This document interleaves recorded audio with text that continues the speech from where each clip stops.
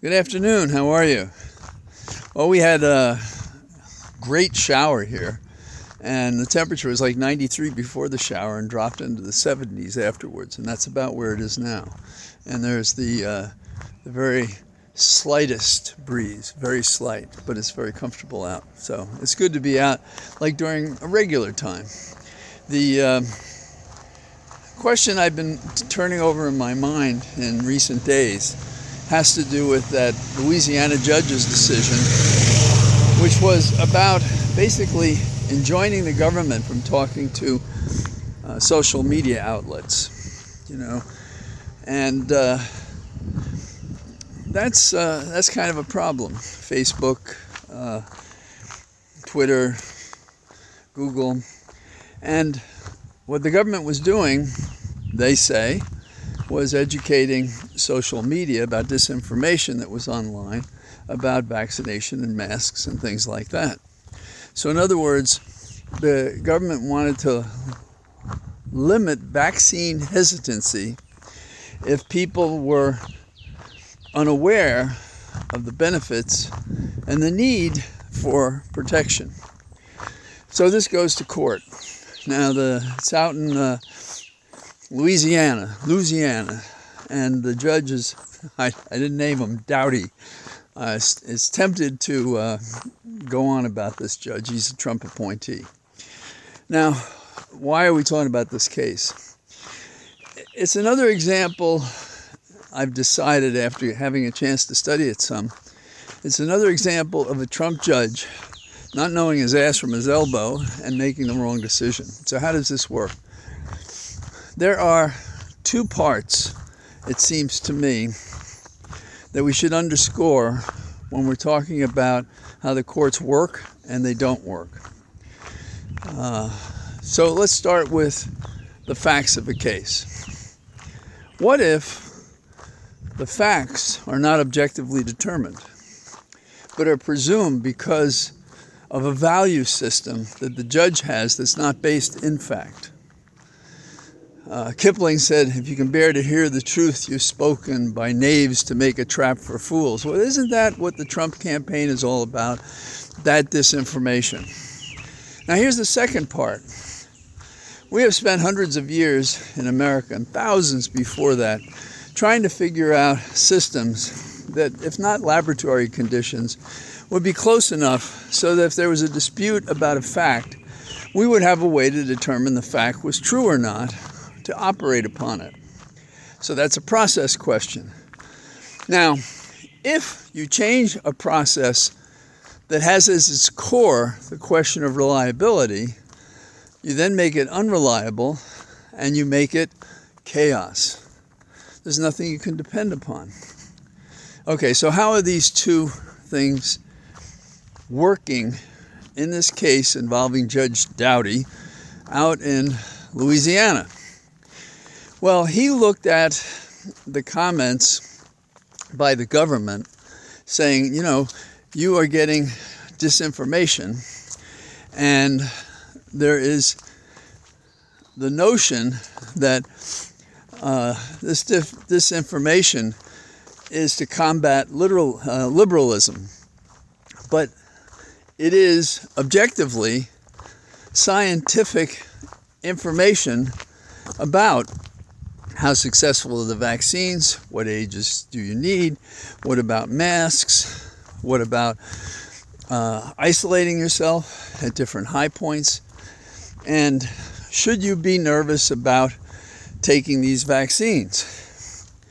And the answer from the government was there's a whole bunch of things you should consider, but overall the answer is yes. But this Judge Doughty, the Trump appointee, said, that's what they're doing. This is a campaign by those liberals. Now, if he stopped there, I suppose you could just appeal it on the facts, and it is now being appealed. But the second point was to tell the various agencies, including, the CDC and the White House and others, in the pandemic, that you need not tell them this. you're implicitly or expressly chilling their right to say things that are wrong. Okay, so let's go over this again, the two parts. Do we have a right, ever, to spread lies? Is that what free speech means? Some think so. Do we have a right to spread lies that could cause people harm? I'm getting closer to calling fire in a crowded theater. But in this case, when we say there's an epidemic and there are things you can do, particularly at certain ages and certain immunosuppression predispositions that put you at risk if you don't do what we now know, as opposed to what some would prefer. Don't wear a mask. Go out to these super spreader things. Don't worry about any of this stuff. And some of that, at its foundation, has the improper motivation, not for public health, but to open business, because that's the mark of good government, not whether you and I are safe. Now, I'm arguing a little bit here, but I do think if you're told this can help you avoid polio, and if only a few take it, you'll still be at risk. Okay, let's back off that. This is a vaccine that can save you from this virus. It was made in record time, and we have the results, and it makes a difference. And even if you do get affected, it will be lesser than if you didn't take the vaccine. And then we find if you take boosters, you increase your chances, because otherwise your risk is greater. And one thing you can do is remove you from the population at the worst time of the pandemic.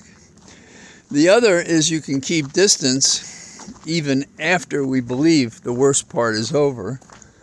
And you can wear a mask to further insulate you from the spread of a vaccine that may make you more susceptible to danger. Now, this is a case study of a set of facts that was before the judge. And the judge, who had issued an opinion in another case, had decided that the vaccine was bupkis, doesn't work. And so he decided what was fact was fiction, and he decided what was fiction was fact. Number one. Okay, so that's the fact side of the equation. Then what does he do about it? He basically chills the government function to keep people aware of the risks of not being aware of the vaccines that are available and the practices that could keep you healthy, particularly if you're older, particularly if you have, some comorbidity, as it's called. Words that we've all gotten used to, but not this judge. So, how is the First Amendment to proceed from this point if we can no longer rely on the fact-finding of a judge, nor can we rely on the limitations of the Constitution and the statutes and the practice and the rules of these various bodies and the function of these bodies, whether it be involving a vaccine or anything else, to keep us safe? What if we tell people to encourage, what if we tell social media to be careful in a certain neighborhood because we got information? And what if a judge says, you just made that up to control the public, when there's no basis in fact for the latter opinion, but it undermines the safety information being given to a community? We can go on and on like this. So, what do we have? We have imperiled the First Amendment, because the notion of the First Amendment, and it's first for a reason, as we've gone over before, the notion of the First Amendment is that this is how we keep government responsive to us. of course, we have it turned on its head a little bit here, because the government fulfilling its function to warn us is being told, you may not warn us, because there's, I don't know, a coercive effect. And so, what's happening? A proliferation of judges who know neither facts nor follow the law is the equivalent of chaos, is the equivalent of what a dictatorship does. I mean, it's a case study for what Monty Python might do. So what are we to do about this? We should speak up about it. We should say that we don't want judges who make up their own facts and make up their own law. In fact, if I recall correctly, until, 2015, that's the position that the Republicans took. They didn't want judges making up things, but making up facts as starters, and then making up a process and granting an injunction with no precedent to do it. So, we wait and see what the Court of Appeals does, and I assume it'll go all the way to the Supreme Court. And this will be the redefinition of what it means to have a First Amendment in America. And it presents another battleground in which the forces of a value system not rooted in the Constitution, the laws, or history are being imposed as the groundwork for a monarchy, an autocracy, but a system that's not of America. Was not our promise in the Declaration of Independence. In fact, we sought to avoid king-like, so we said in our Declaration of Independence. Thank you, Thomas. And in our Constitution, certainly by the time we attached the Bill of Rights, but the safeguards in the Constitution are many, and we amended it because of a civil war in which we still couldn't figure out how to deal with the promise of equality before the law. And the progress we've made is being reduced by the fact that the laws, the Constitution, are neither being enforced nor invoked when and as they should be. So, we have a crisis. How are we going to do? I think we should come out of it if facts matter and past practice matters. But that is where our First Amendment hangs in the balance. And we see this across the country. Right here in my own county, one of the lies told was about, what about these transgender children? What does that mean to our school system? And they're creating terror, and they're compromising these children, and they're making up an issue that doesn't exist. And there's a whole series of these issues for our public schools. And it's so bad that a local information officer for the school system was prosecuted for perjury, claiming that what he said was not true. And it took a jury to say, wrong. And they acquitted him. He spent his life savings on the case. Has the government come forward to reimburse him? Should it? Absolutely. Why was our Attorney General messing around with our county's business? For political reasons. So the first lesson to learn from Judge Dowdy and all of these people is when they say, we're here to help you, you really have to be concerned.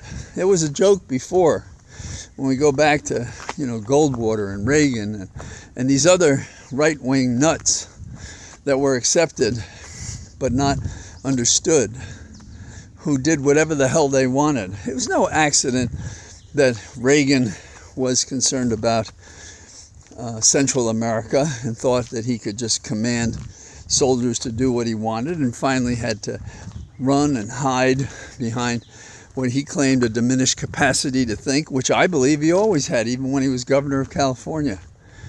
So, keep in mind there are treacherous conduct instances across America, and if you scratch the situation, you may find a Trump judge, but we've had other judges who understood their oath and understood the law and understood the Constitution, who did their jobs. So we have to realize that we have judges on the bench who are real, but then we have Doughty, who is not, has no business being on the bench, nor loose cannon, and there are others. And we have to call them out when we have the objective evidence and when we have the law that they refuse to follow, as was in the case of Loser Cannon, who was reprimanded by the 11th Circuit. So that's what I got today. This is something that's been bumping around in my mind that I wanted to discuss, but I wanted to first analyze in my mind what went wrong here, because I do not believe the government in all circumstances should be trusted just because it's the government and just because it says something. But in this case, we've all marinated in the question. We know the facts in a way maybe we wouldn't know in an individual dispute with the government. We know what the government was doing, and we know what it was not doing during Trump. And that's the answer. That's the answer to how we judge. And increasingly we have to judge in an unreliable place. And to extend it, this kind of thinking one more step. We have a judge down in Florida who we can't trust to do what's good and fair in the Trump case. And there hasn't been an effort to recuse her, and I believe there should be. But we have another case, hopefully coming down the pike, that involves fraudulent electors and the main opportunity that Trump and his henchmen saw to overturn the election by lying about, again, there it is, no facts, lying about fraud in the election and making up law that didn't exist and was wrong, and that even the Republican vice president wouldn't approve of.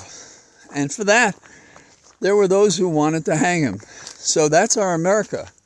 And you can try to walk through it, but there was no outing to the hill to see how government worked on January the 6th. And if you ignore that fact, we do it at our own peril, because what we must do is we must use the true facts, and we must use the actual law to protect us from this autocracy they would have. So, I say good day from the Cathedral of Trees. All the best. Bye-bye.